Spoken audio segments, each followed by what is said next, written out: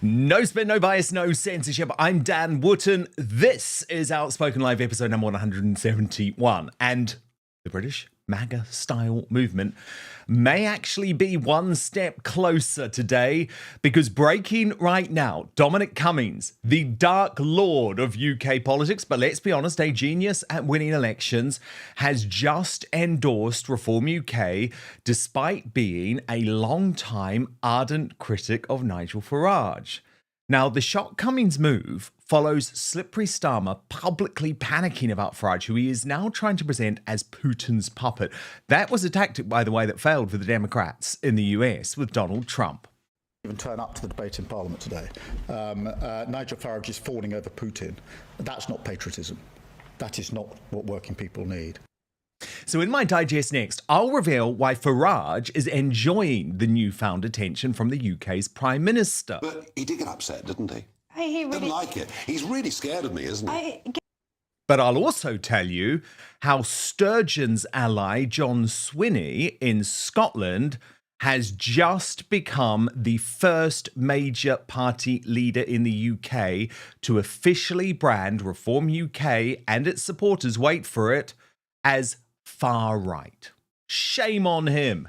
Then, the best analysis in the business that you won't find on the MSM from Father Calvin Robinson. Also coming up on the show today, Farage complains to Home Secretary Yvette Cooper over the Antifa threat to Reform UK. And furious Jews, including GB News host Josh Howie, turn on the despicable BBC over its pro-Hamas coverage in an extraordinary protest outside the shameful state broadcaster's HQ. I'll show you what went down. Then, in the uncancelled after show on Substack, royal YouTube sensation P. Dina reveals why Prince William's friend and closest aide is now a ticking time bomb for Meghan Markle and Prince Harry. Register to watch www.outspoken.live. Before the end of the show, I will also be revealing today's Greatest Britain and Union Jackass. But you get to choose the Union Jackass. Who is the worst person in Britain, or this is how I describe it actually, who is the worst Briton in the world today? You choose the nominees via the Dan Wootton Club on X, then you get to vote for the winner via the live chat on YouTube. So this is all you. It's great stuff. But here are your nominees today. Kemi Badenoch, the Conservative Party leader nominated by Just Margaret One for proving the Tory party can spend years selecting a leader and still get it wrong. I have to be honest, her PMQ's performance today was so dire that I'm almost wondering if she is the worst opposition leader in modern British history. Nominee 2, this is from It's Only Me 44, David Lammy, for spending £521,525 on food and drink expenses since taking up the role in July. These are It's Only Me's words, not mine. No wonder he is so fat. And the third nominee, Nicola Marfleet, nominated by Whitehorse, and the reason being that she has failed to respond to a letter from Lord Pearson in regards to the unlawful jailing and treatment in solitary of Tommy Robinson at HMP Woodhill. So get your votes in. 3 really interesting choices there. Let me know what you think throughout the show as well. I'll read out the best comments at the end. But now, let's go.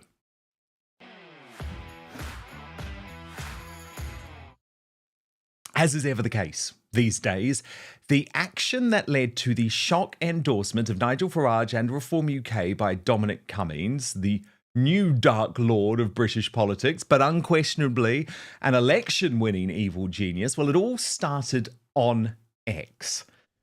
A punter asked Mr. Cummings, Dom, serious question, and I hope you reply. Who are you backing? Whether you agree or not as to who will be in number 10 at the next general election. And the man who helped deliver Brexit, the Tory takeover of the Red Wall, and then the downfall of his former ally Boris Johnson wrote quite simply, dunno yet, but obviously everyone should vote Reform this spring. No downsides. Now that's quite a call, given the long-running feud between these two men. Farage told a documentary in 2020 of Cummings, I mean that horrible little nasty man, who goes around calling Aaron Banks and I toxic. He's got to go. Dominic Cummings must go. And even just 6 months ago, this was Cummings' scathing own takedown of Farage. It's sort of depressing, basically, I think, because Farage is basically like Tory MPs at heart. His goal is just to be on the Stupid Today programme on the BBC. You know, he's not actually there to get anything done. So he's there to kind of profit from people being upset with the system, but he doesn't have real answers for what to do. And he always surrounds himself with useless characters who can't build anything. So the party itself isn't really going anywhere. It tops out at like roughly 15%. There's 15% of the country like pretty much like Farage and hate everybody else. And he can get that 15% this year. He got 15% in 2015.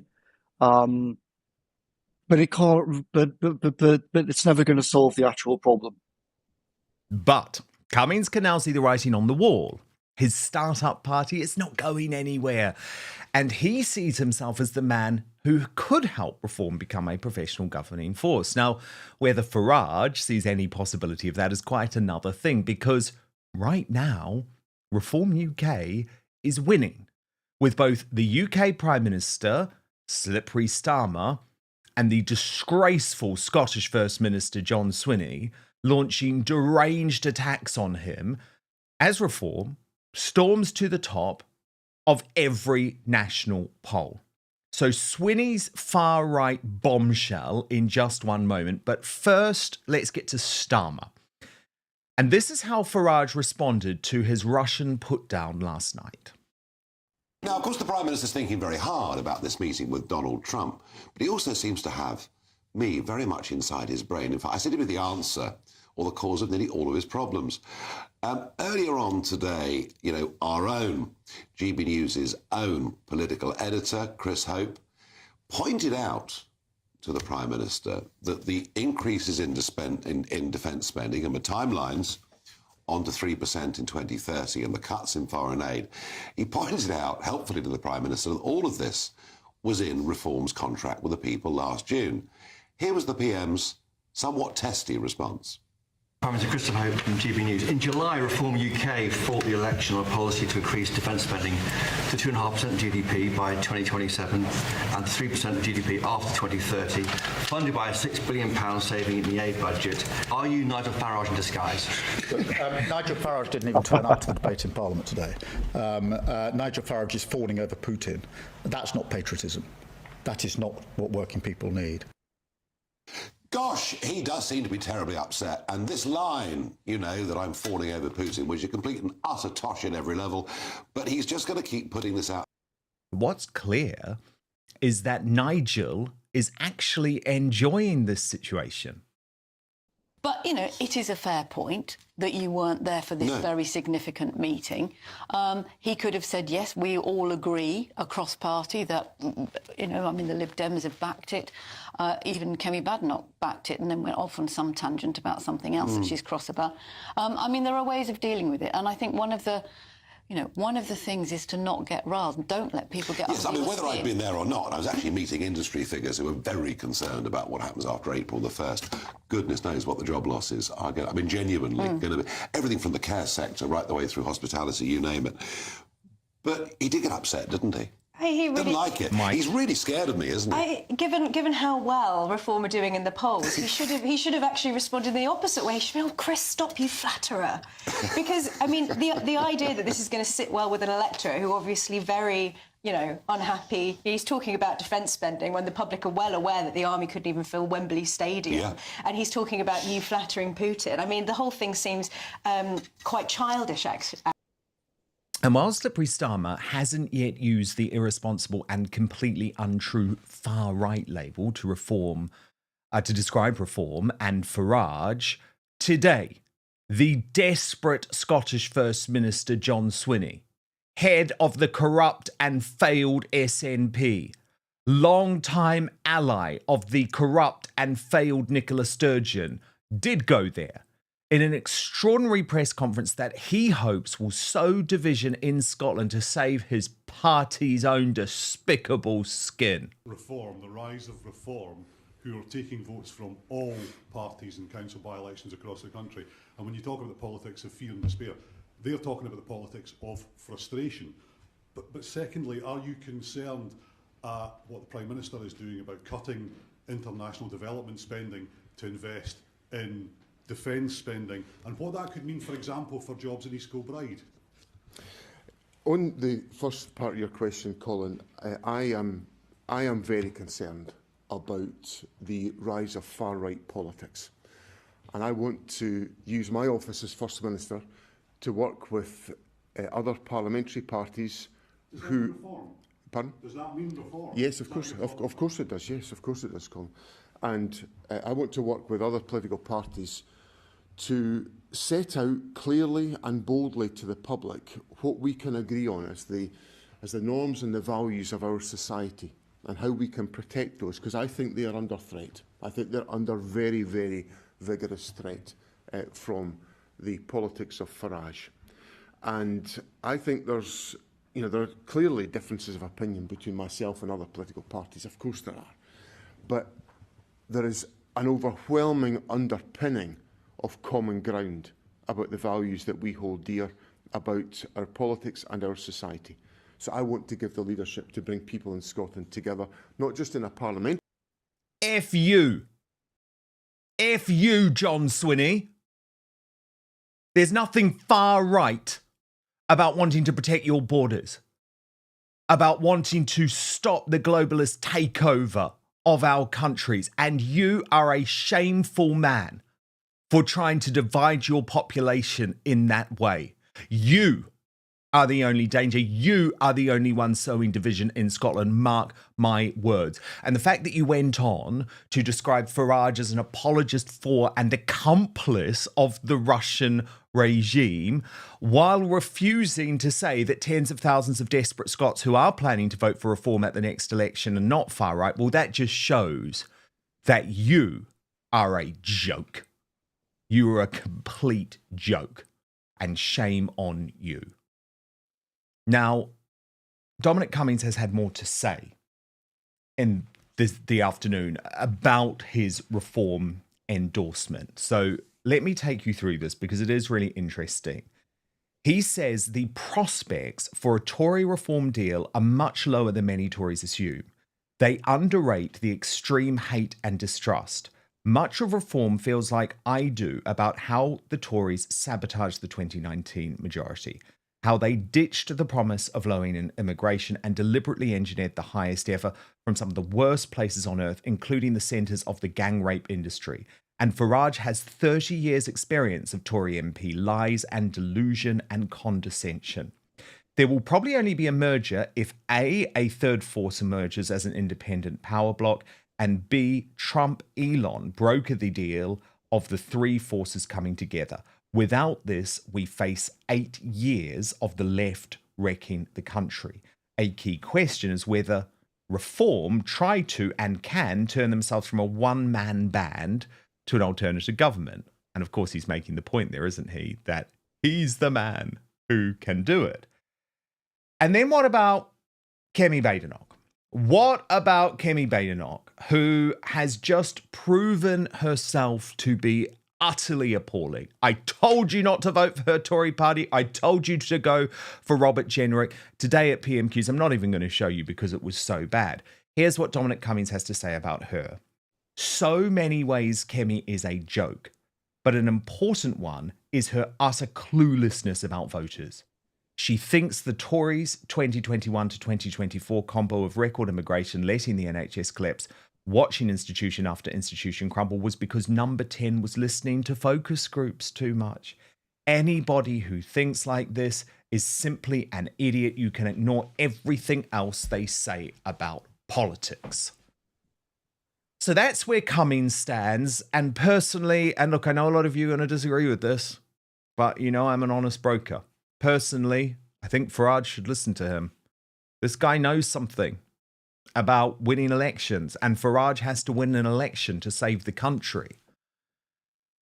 But in terms of Starmer and Swinney, let me just say that these sick attempts to wrongly brand those of us who know our country is being destroyed and simply want to secure our borders. Branding us far right will not work anymore. We see through your bullshit now. We cannot be censored. And in an inspiring new address, Reform UK's Anne Widdecombe has made it clear that only a vote for reform will return free speech to our country. When we're in power, you will be able to say whatever you like. You will...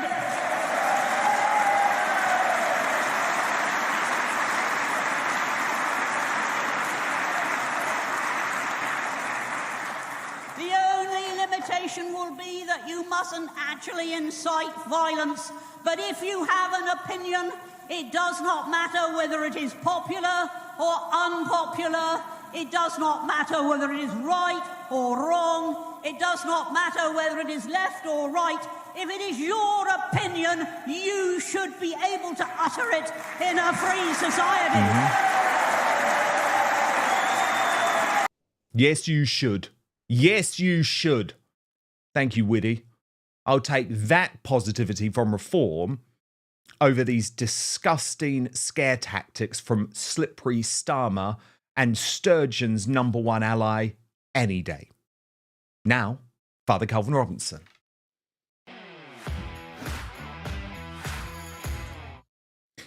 Father Calvin, great to have you here. It was only a matter of time, wasn't it, before one of the left-wing socialist leaders in the UK decided to brand Reform UK and Nigel Farage far right.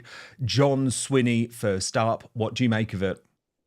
I think they've been doing this for a long time, actually. They've been dropping hints that reform are somehow far right.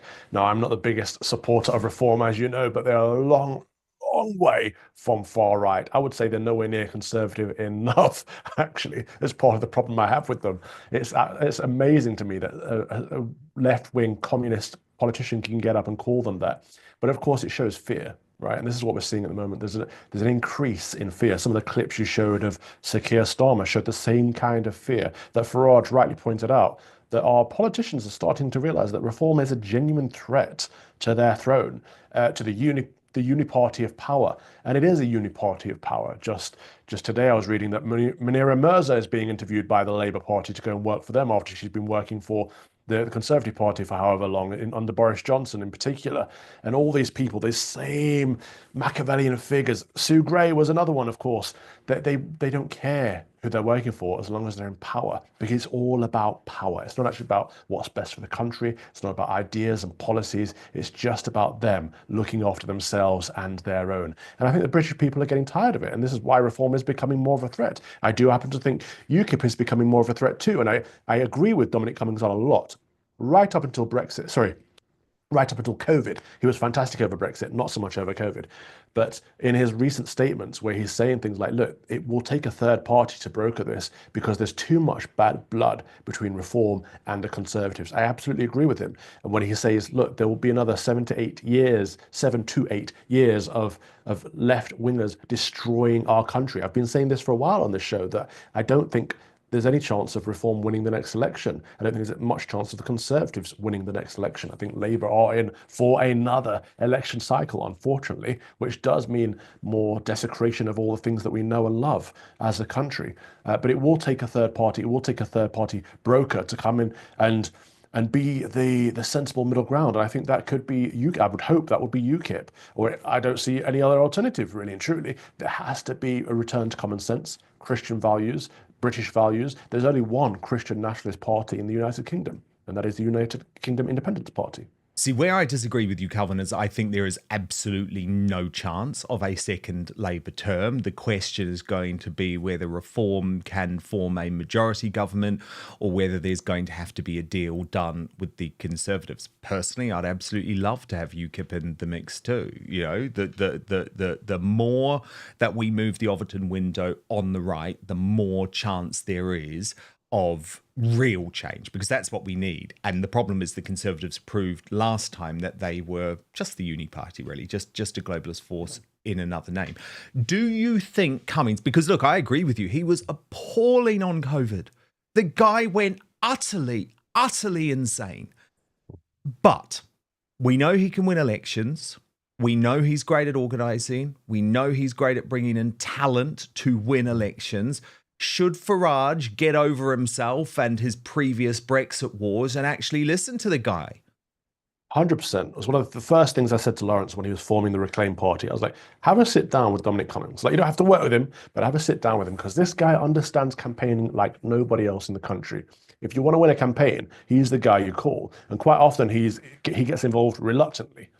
Unfortunately, he was quite aspergy with statistics and data, and not as empathetic and compassionate as a normal human being when it came to COVID. So he was looking at things in an authoritarian way that was not helpful. But in getting Brexit done, in the Vote Leave campaign, he was instrumental. And in getting Boris elected, again, he was instrumental. And after that, you know, the politics of Nadine Dorries's book, The Plot, goes into it far better than you or I could. But the fact of the matter is he knows his stuff. And so, you know, I'm absolutely in agreement with him when he says, yes, Farage just wants to be on the Today programme. That's his thing. He wants to be the voice on the panel. He wants to be the person in the room. Again, this is what I've been saying on this show for so long. That's who Farage is. He's not a policy man. He's not a man who's going to fix the country. He may help get his party elected due to his popularity, but he is just a talking head.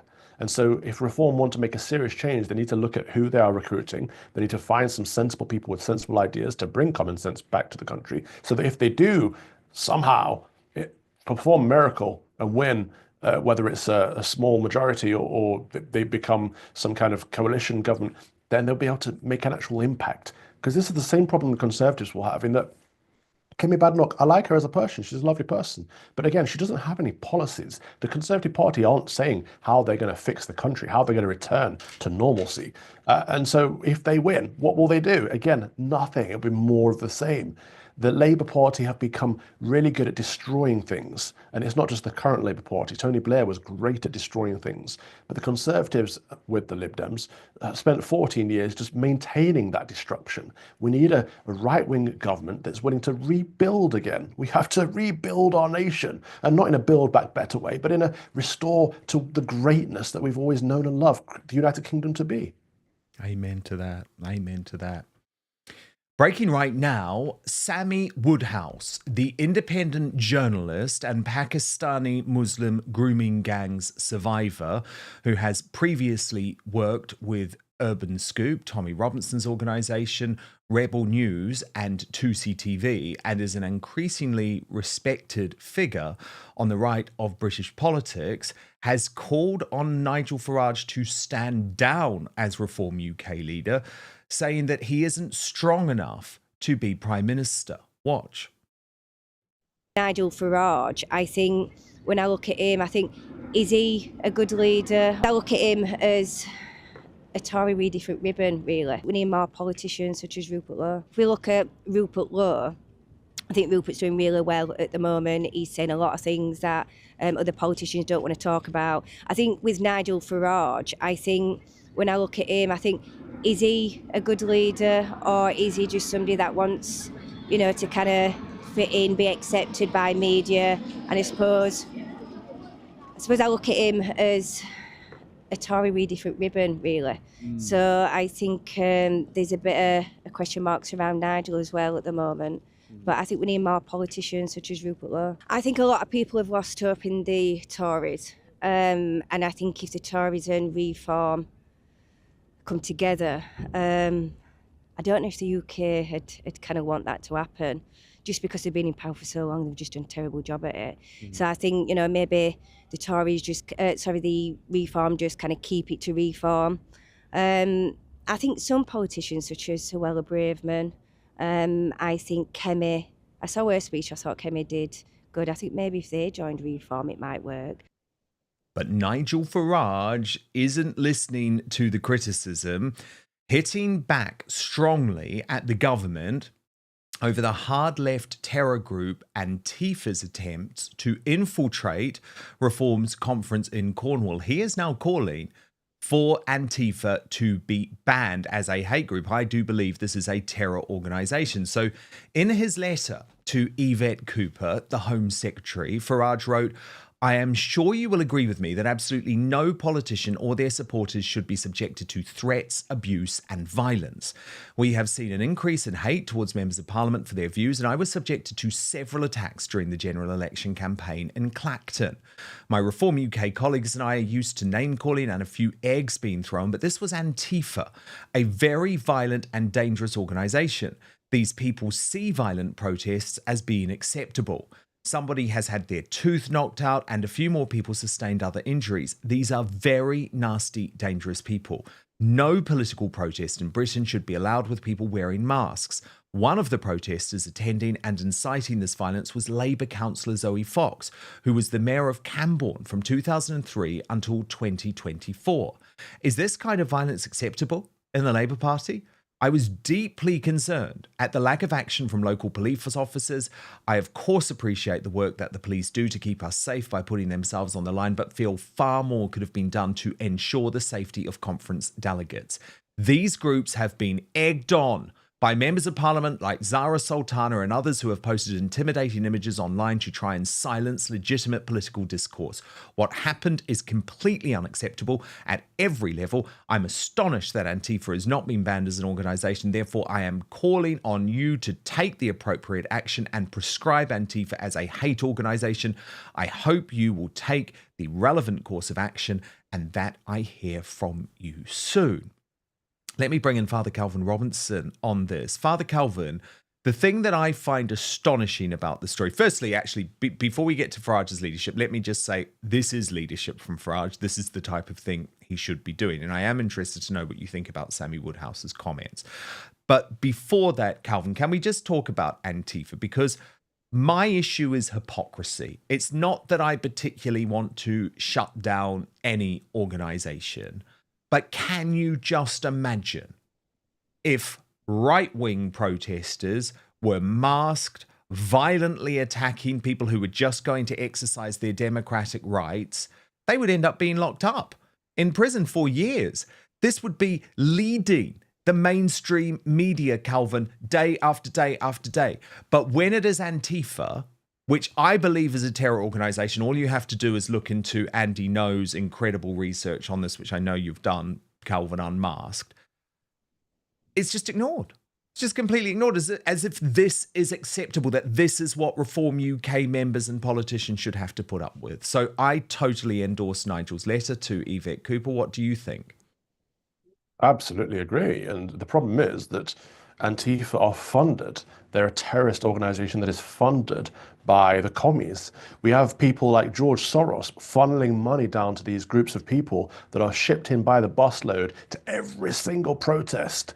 The problem is that who's going to want to fight against that? I don't think the Labour government are going to fight against their own people, their own commies. The Conservatives were too afraid because there's too much money involved. I suppose Farage is the only one speaking out against it, and good for him, but he's only speaking out because they're coming for him now. But yes, Antifa do need to be proscribed as a terrorist organization. And we need to say all these multi-billionaires on the left who are funneling money into communist organizations, they need to be looked at. People like George Soros and Alex Soros and types like that, because people get very upset at Elon Musk putting out a tweet that they don't like. But then you have these billionaires on the left actually literally channeling money into communist groups that are attacking people and anti-democratic, and no one seems to care, and we look the other way. So we have to stop looking the other way. Yeah, all these buses that come in with printed out placards of the same mottos every single time, doesn't matter what the event is, doesn't matter what the protest is, the same people are funded. We have to find out who's funding them and why, and put an end to that. But yes, prescribe them as a terrorist organization because they are terrorizing people. And Calvin, just before I get you to answer Sammy Woodhouse's criticism of Nigel Farage and seeming endorsement of Rupert Lowe, I want to put the alternatives side to get you to respond to. So Nigel Farage, sure, might not be perfect in lots of ways, but is he not just by far the best option that we have? A household name, and wouldn't it be absolutely insane to get rid of a populist leader who has the support of the big guy? Watch. the leader of the UK Reform Party, who, by the way, did really well in that last election. I've been his friend for a long time, and I wasn't sure, am I supposed to be his friend or not? But it never mattered to me if he did well or not. I always liked him, but it's easier to like him when he got the kind of votes he got. He really took it by storm, and they say he's going to do even better this time. Nigel Farage. Where is Nigel?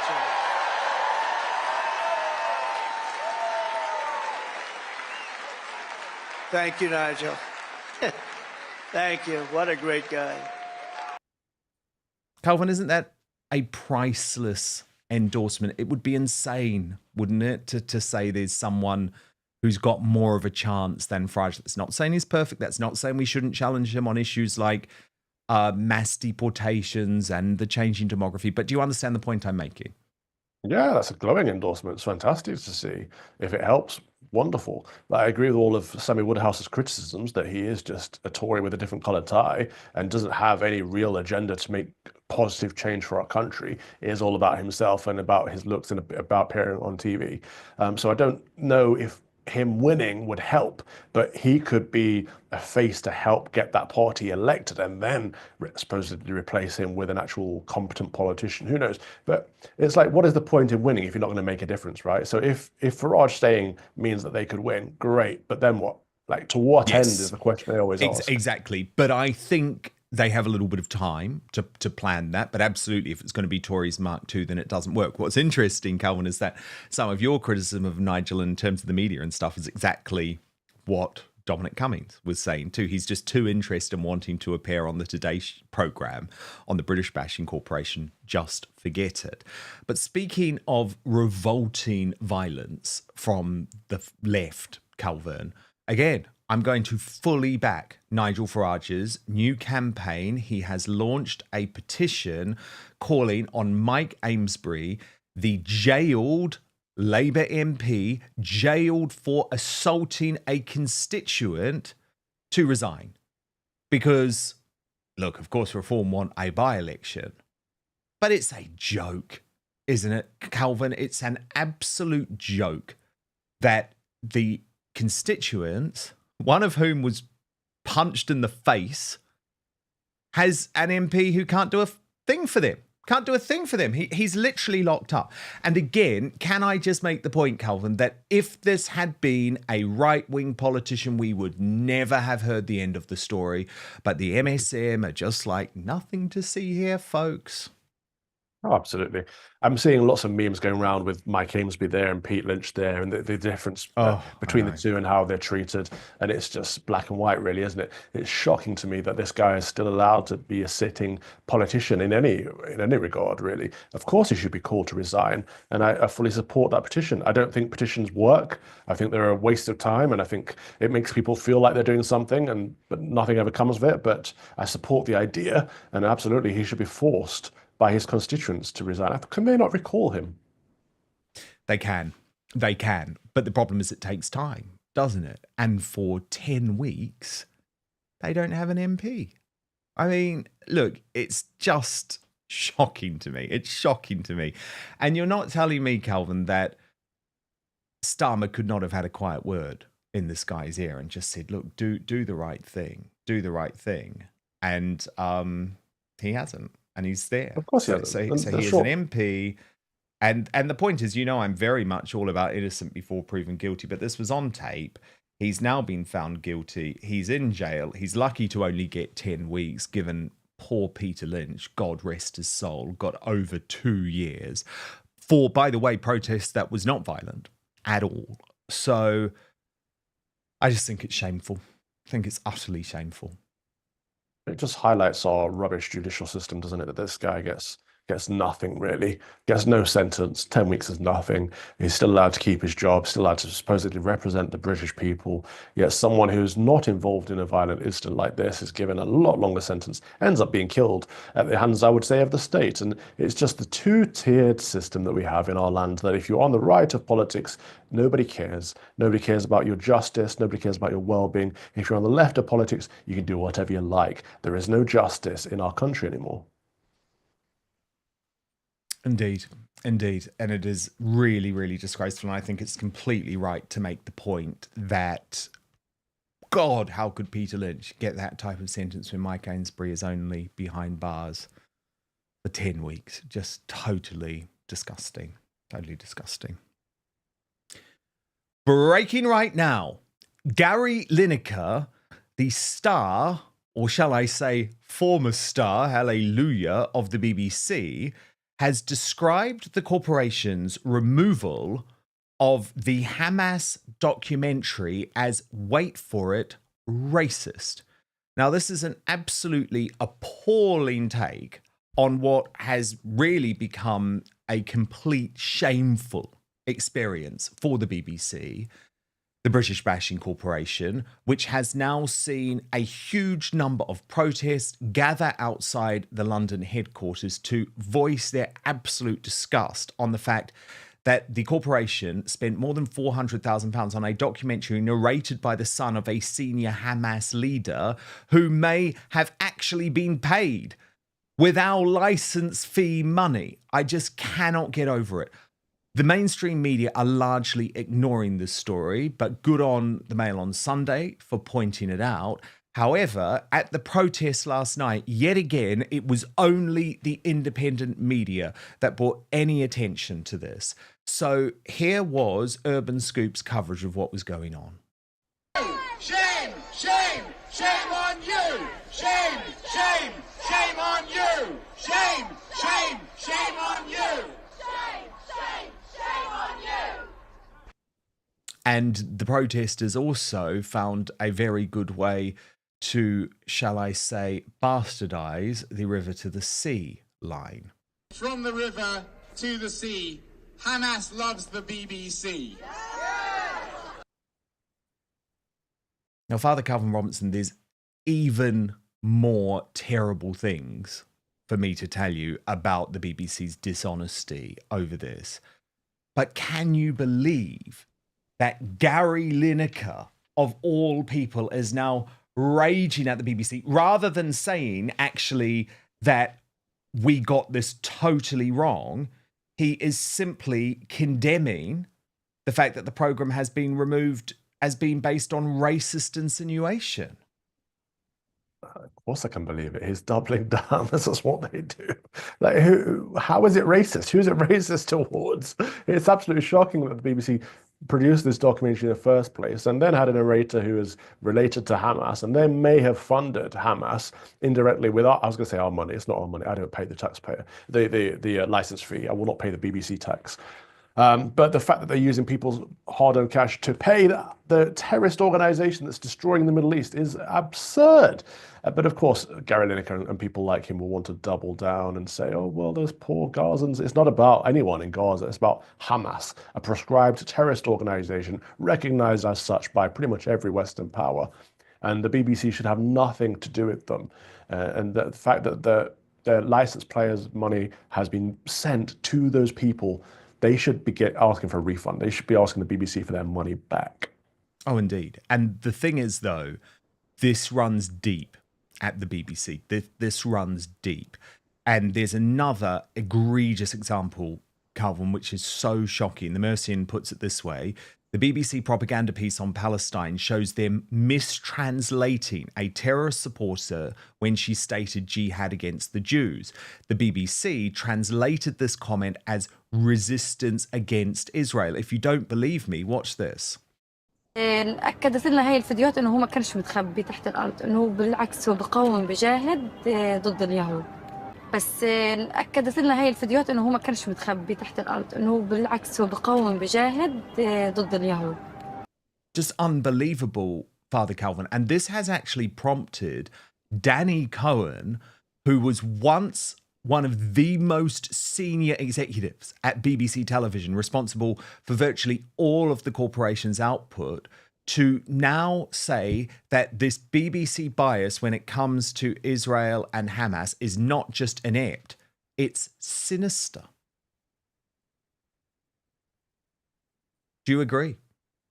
It looks like the BBC is anti-Semitic. It really does. The fact that they're twisting the narrative and even changing the words that the people that they interview are saying to say like, resistance against Israel, that's a very different thing to jihad against the Jews. What they're saying when they say jihad against the Jews is they want to exterminate the Jewish people because of their faith. And that is genocide. Whereas resistance against Israel paints a picture of oppression and pushing back against an oppressive state. The two are very, very different statements, and that nuance is just wicked on the part of the BBC to make that editorial decision to change what a person said. It's like the interviewer saying, "Did you really say? Do you mean what you mean is yeah, these people? Yeah, don't do that. It's not journalism. That is just false. It's false news. It's fake news from the BBC." And of course, we've been saying all along, defund the BBC. Of course. Well, you were one of the leaders of that campaign years and years and years ago. We first came into contact, Calvin, because you were leading the organisation to defund the BBC. So we understand how bad these guys are. In some ways, it's nice for the rest of the world to see it. Do you know, Calvin, though, I sat through all of the mainstream bulletins last night on the British Bashing Corporation itself, on Woke ITV, on Sly News. I just wanted to see this huge scandal be covered, even if it was just for 10 seconds, just to show that it happened, given there was this mass protest outside the BBC. Do you know what, Calvin? Not a second of coverage on any of the mainstream media because they all look after themselves. So now, given we are the alternative media, I do want to give a voice to some of the brilliant leaders who were there last night. Watch this. Well, not this time, because now the whole nation can see them. The BBC has been corrupted from within and is acting as a mouthpiece for genocidal terrorists who massacre Jews. Everyone can see it now. And it is time to hold them to account. We demand a full, independent investigation. We want to know exactly what has gone wrong inside BBC HQ. How the documentary was produced, why it was even commissioned, and who inside that building is responsible for the blatant, one-sided, anti-Israel junk that the BBC produces day in and day out. Now, Jake Wallace-Simons tweeted on this, or posted on X, I should say. Sorry, Elon. To be absolutely clear, if it emerges that the BBC knowingly paid Hamas, that is a criminal act under British counter-terror legislation. At this point, it is hard to see how Hamas did not receive the money, given they run the strip. The Met Police must urgently investigate. And as we'll see here in this next moment from the protest, Calvin, when you think about it, the BBC would have had to ask the parents if they're dealing with putting a 14-year-old on camera. Watch.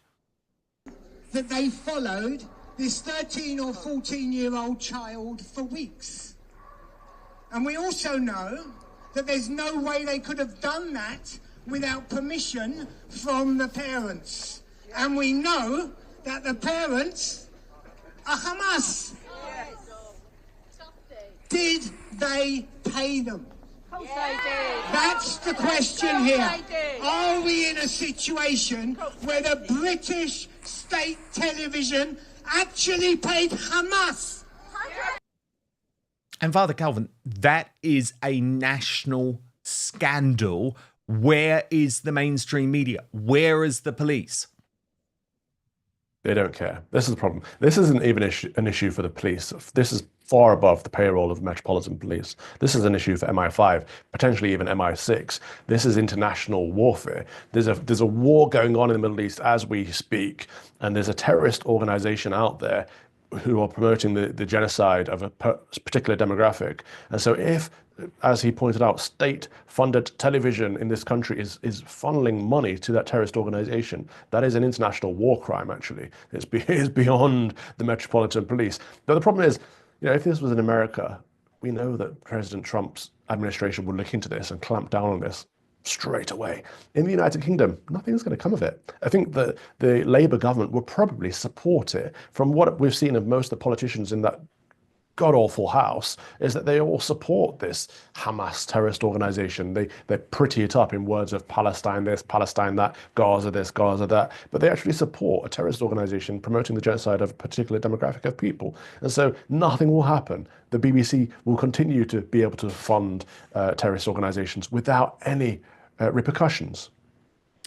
Calvin, do you remember Josh Howie, the host of Headliners from GB News? Yes. He was at the protest last night, and my God, he's angry. And by the way, totally understand it. I totally understand his visceral anger. Watch this. Here we are again. But really, British Jews have been here for decades now. Outside the BBC, some even in the BBC, saying there is a problem, begging the BBC to listen. A problem with journalists, a problem with anti-Semitism, a problem with Israel. Let's not pretend that the three aren't interlinked. We had the Balaam report. Then we had the Assassin report. We had Danny Cohen's report. Every time the BBC deflects, ignores, continues under the pretense of impartiality, hoping those pesky Jews will go away.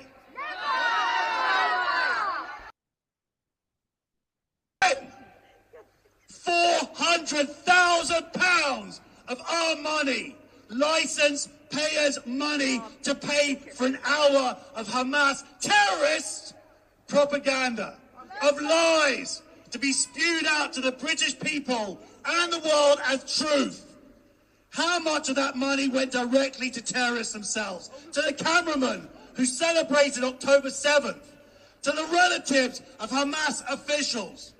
And once again, it falls to Jews, to a tiny minority, to reveal the facts, to do the work of due diligence that the BBC either fails to do by incompetence or design. Father Calvin, massive passion there from Josh Howie. And I totally understand why he feels that rage. Oh, absolutely. But all these reports, all these commissions, what's going to come of them? There needs to be a government in power that can say, look, you cannot support a terrorist organization. You cannot support the genocidal maniac Mohammedans in the Gaza Strip. You cannot do it unless you want to go there. Go there and do it. And so the BBC should not be able to legally fund it, whether it's, like he pointed out, to the cameraman or to the family or the associates of Hamas. It's despicable. And that doesn't even, you don't need to be a Zionist. You don't need to be pro-Jew. You don't need to be anything other than basic human. You cannot support terrorists in any way, shape or form. And every single person in this country should subscribe to the idea that Hamas are a terrorist organization and they are proscribed as such. I'm baffled by the whole process of this, that somehow the BBC can do it and somehow the government don't clamp down on it. Somehow the MI5 and MI6 have no interest. And all it takes is a few people outside Parliament. Thank goodness for Urban Scoop. I know. Brilliant work. And I so appreciate them doing that. Now, it's not actually just people of the Jewish faith who are furious, Calvin, with the BBC. 70 Christians were beheaded. 70 Christians beheaded in the Democratic Republic of Congo. The BBC has ignored the story.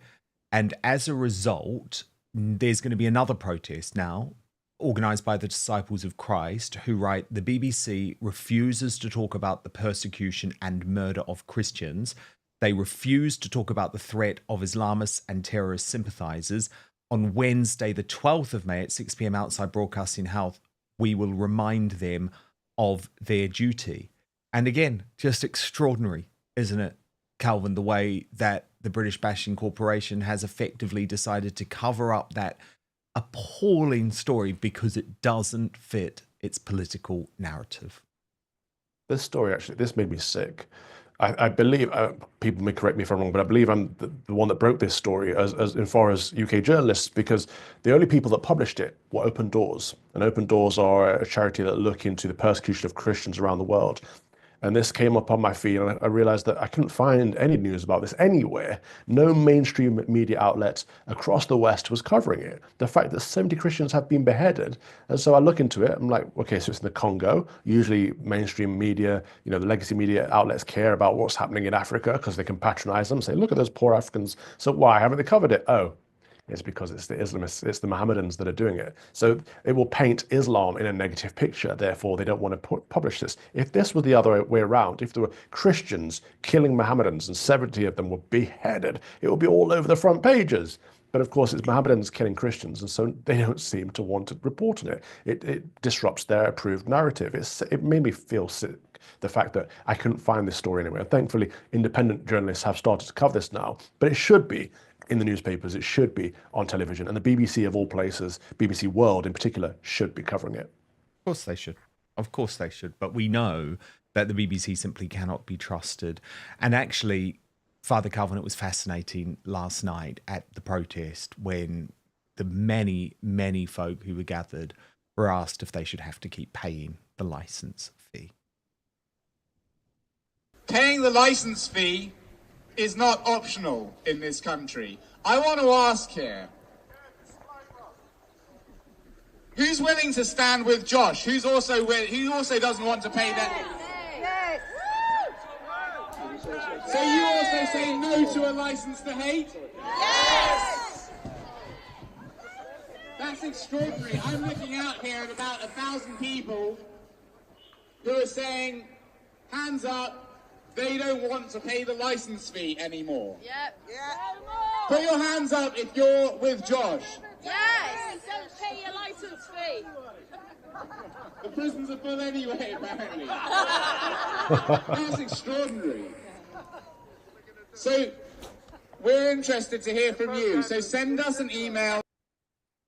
Yeah, I mean, totally overwhelming. And thank you so much to the Dan Wootton Outspoken Club on X, who were able to provide me all of those brilliant pieces of footage from Urban Scoop. Now, stand by. Much more from Father Calvin Robinson in just 1 minute. After what he revealed here on the show last week, regarding the revocation of his US visa. What on earth is the latest in the cancellation campaign against him? We'll find out in just 1 minute, so don't go anywhere. But first, do you know how often I talk about the need for free speech to be protected? But I've been increasingly thinking lately of the need for personal protection from snoopers, bad actors, and hackers online. And I'm delighted to tell you that I now have a solution. And what's more, this VPN, or virtual private network, to use the full term, is also a life changer when it comes to providing you entertainment and information from anywhere in the world, wherever you are. Let me introduce you to Surfshark, an incredible and easy to use service that encrypts all your internet traffic, meaning your online activities stay safe so you can shop, stream, browse, and conduct your banking online in complete privacy. But the benefits of Surfshark go way beyond keeping you safe online, because it also allows you, this is what's great, to access your favorite entertainment, news shows, channels, streaming services like Hulu, iPlayer, HBO Max, and Peacock from anywhere. Or, and this is really handy, trust me, as a big fan of the likes of Netflix, Amazon Prime, and Disney Plus, if one of your favorite shows is geo-blocked on that service, within seconds you can be watching as if you're in another country. If you're traveling for work or on holiday, you can also get all your favorite content from home, including sports. And this is an insurance policy, really, against creeping censorship in many countries.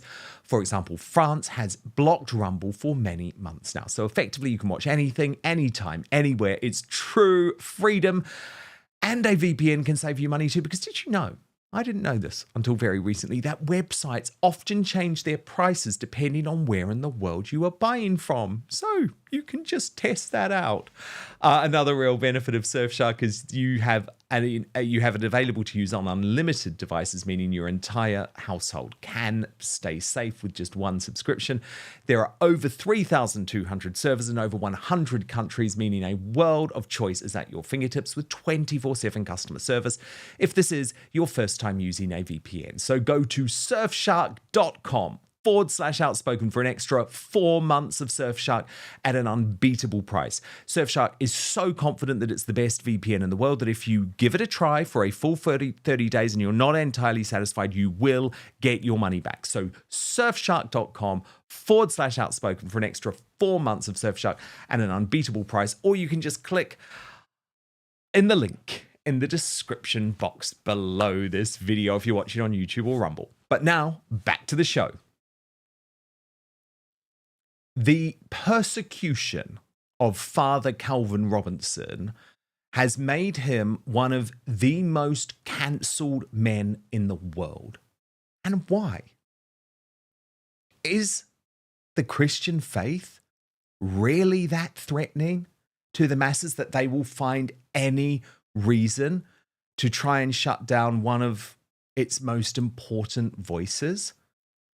For those of you who haven't caught up on the story, Calvin made a joke at a pro-life event where he gave a very important speech, but it was totally overshadowed by his little horsing around where he was aping what Elon Musk had done on the night of Donald Trump's inauguration. Watch. This is the last stand for Christendom. It's make or break time. The whole of the old world is crumbling. Every country in Europe is embracing death. America, as far as I could see, is the only country fighting for life. And that's down to you guys. So God bless all of you for what you're doing. Please keep doing it. I hope that I can encourage you. And my heart goes out to you. God bless. Now, that was a joke. It was a joke. It was making a point that the mainstream media had gone completely mental over Elon Musk's non-Nazi salute. But as a result of that joke, Father Calvin found himself booted out by his church, and then his visa to even re-enter the USA revoked. And Father Calvin, I just think it's so important that we don't just move on from the the sort of cancellation warfare that you are facing as a Christian, because it's like the most deranged attempt to silence you. So where are things at now? Because I know you were able to re-enter America. Thank God I was, but only because of the connections that I happen to have. I worry about people that don't have the connections that I have and don't have the platform that I have. You know, someone waited for me to leave the country, right? So first and foremost, I lose my license, so I'm not allowed to minister in my church anymore. I may lose my house if I'm no longer able to stay in this church. It's all up for grabs, essentially. But then I leave the country, I go to Israel, and then I receive an email saying, your visa has been revoked. I'm like, this is surely a joke. And I send it to my immigration lawyer, and she's like, no, this is legit. You've been banned from the US. My ESTA status had changed, so I couldn't even enter the country as a tourist. Bear in mind, I live here now, right? So all my belongings are here. Well, in fact, all of my belongings were in a shipping container on the way to America as this happened. So I'm like, okay, I have nothing, right? I have nowhere to go, I have nothing. I've been locked out. And then President Trump announces that if the hostages aren't released by Saturday, there'll be hellfire in Israel. I'm like, okay, great. So I happen to be in Israel, can't go back to America.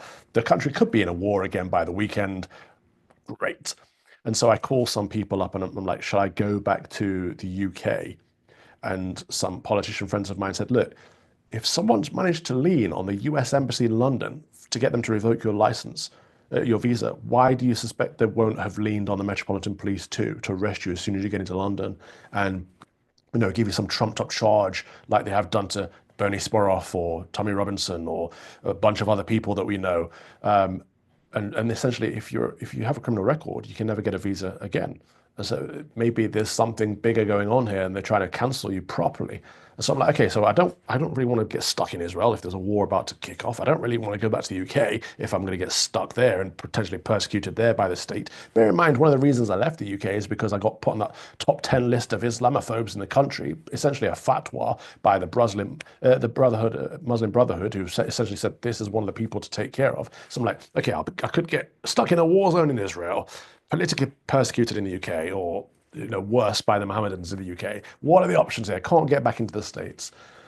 Thankfully, I have a contact that used to work for the Secretary of State. And so I got put into touch with the Secretary of State for the US, and his office leaned on the US Embassy in London to find out what was going on. And they got in touch with me. I had two different takes.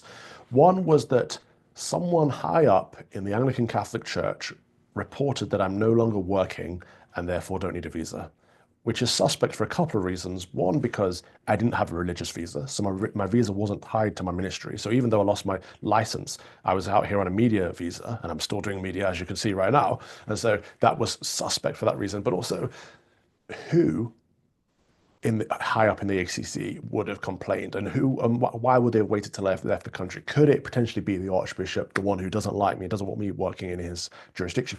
I mean, people can only speculate. I can only speculate.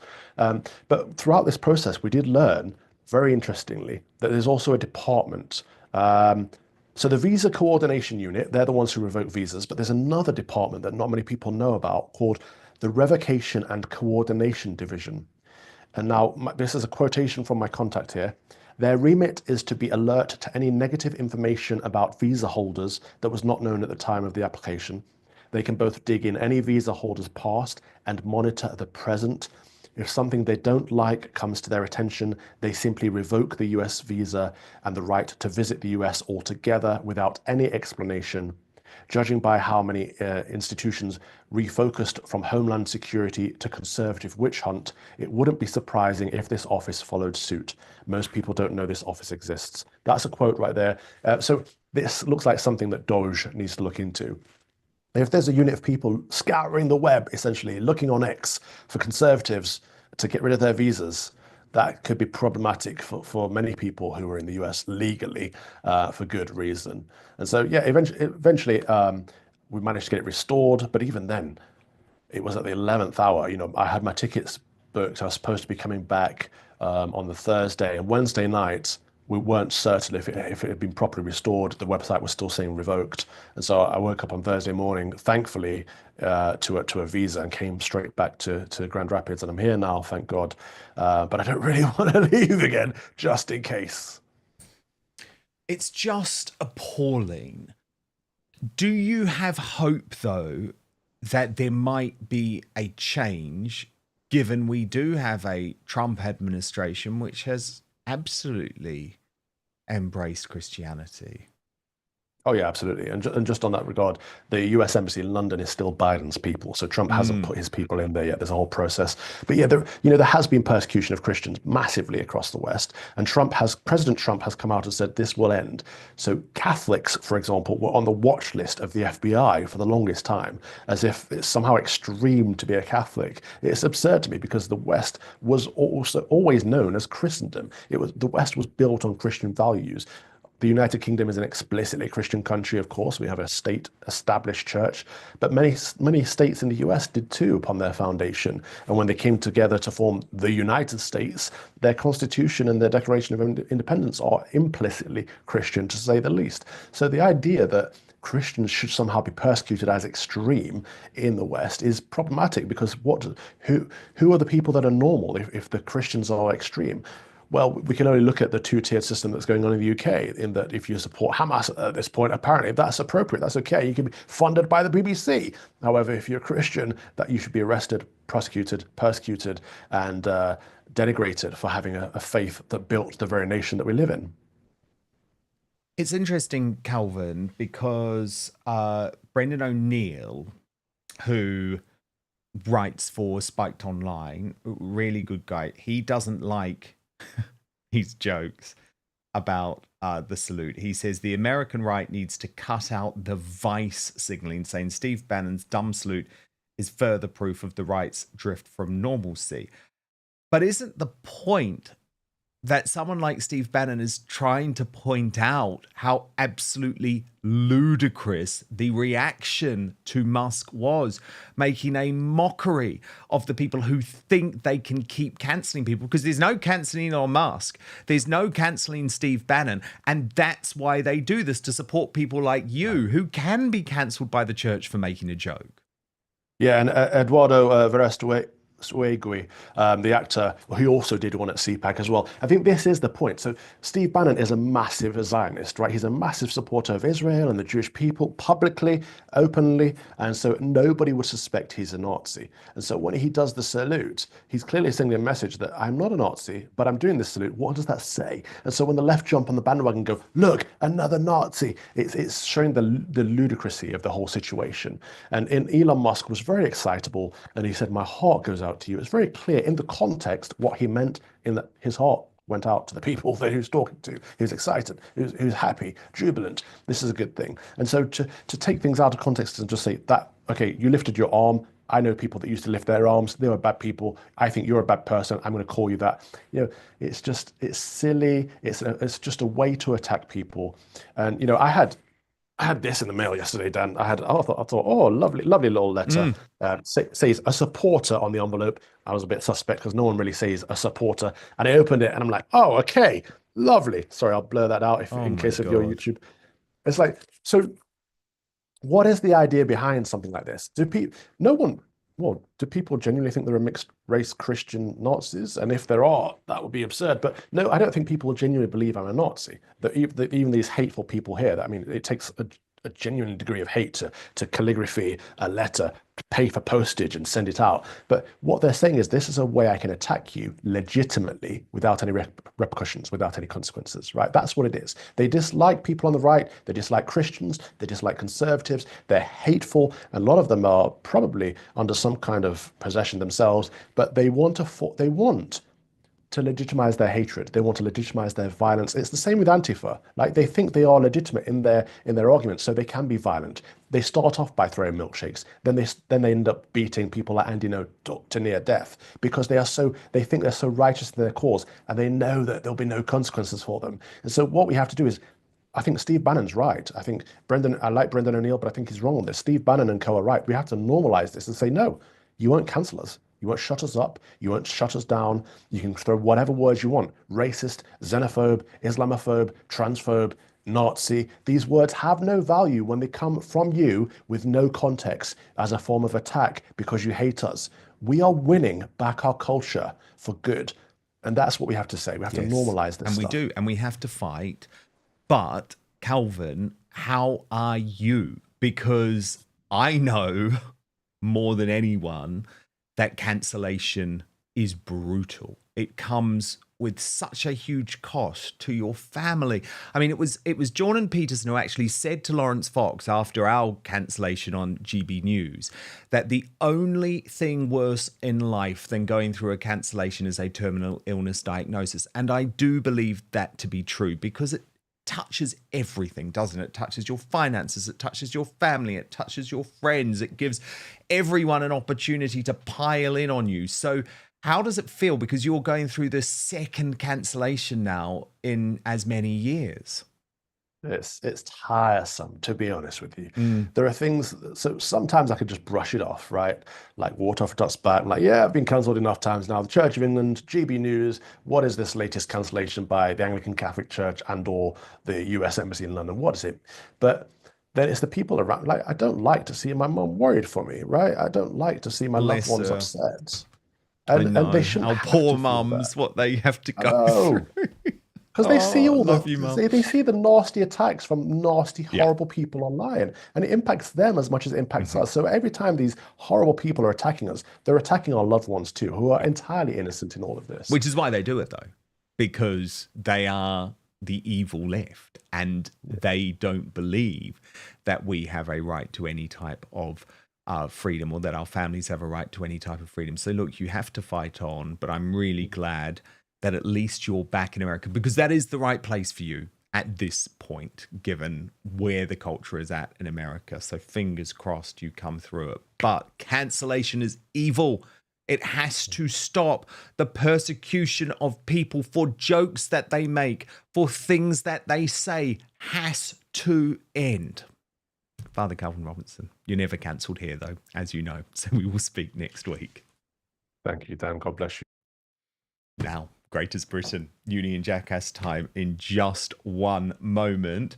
But first, having a look through your comments, actually, because I was so angry with John Swinney earlier in the show, given he's now described Reform and Reform voters and Farage as the far right. Maggie Payton says, I can only assume John Swinney is happy for a guy to share a changing room with his wife. Yep. He's one of those, Maggie. He's one of those. Jack Sparrow says those clowns have no idea what far right is or means. Lala Lucas says John Swinney drips of insincerity. And on the Starmer, Michael C. Sutherland says Starmer, a treacherous liability. Even circus clowns are worried in case he takes #1 spot at circus in the summer.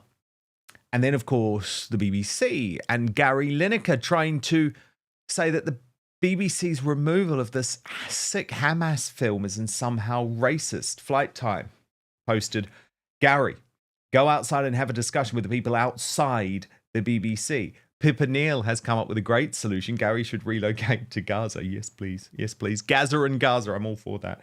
And Deborah Greening said, could this be the reason why Songs of Praise isn't broadcast like it used to? Well, absolutely. Absolutely. Really great comments. Thank you so much for them. Now, let's get to our Greatest Britain and Uni and Jackass. The nominees for Uni and Jackass today. Kemi Badenoch, nominated by Just Margaret 1 for proving the Tory party can spend years selecting a leader and still get it wrong. David Lammy, nominated by @It'sOnlyMe44 for spending £521,525 on food and drink expenses and taking up the role in July. No wonder he is fat. And nominee 3, Nicola Marfleet, nominated by Whitehorse because she has failed to respond for a letter from Lord Pearson about the treatment of Tommy Robinson behind bars. With 19% of the vote in third place, Nicola Marfleet. With 23% of the vote in second place, Kemi Badenoch. But the Union Jackass, the worst Briton in the world today, with 59% of the vote, it's David Lammy. Greatest Britain time now, this nominee, Big Mama Booth, and it is the aforementioned Lord Pearson for his letter in the House of Lords to both the Labour government and Nicola Marfleet, given the treatment of the political prisoner Tommy Robinson behind bars. Now, please stick with us on the Uncancelled After Show on Substack. www.outspoken.live is the address. Shall I repeat it for you? Yeah, I'm going to. www.outspoken.live. You just enter your email address there. Royal YouTube sensation P. Dina. She's so good. I'm so excited for this because she's going to reveal why Prince William's friend and closest aide is now a ticking time bomb for Meghan Markle and Prince Harry. So at this stage, we move off YouTube and Rumble. We continue the conversation on Substack. But don't worry, we are back live tomorrow at 5 p.m. UK time, midday Eastern, 9 a.m. Pacific. Hit subscribe if you're watching on YouTube or Rumble. And most importantly, I promise, keep fighting for you.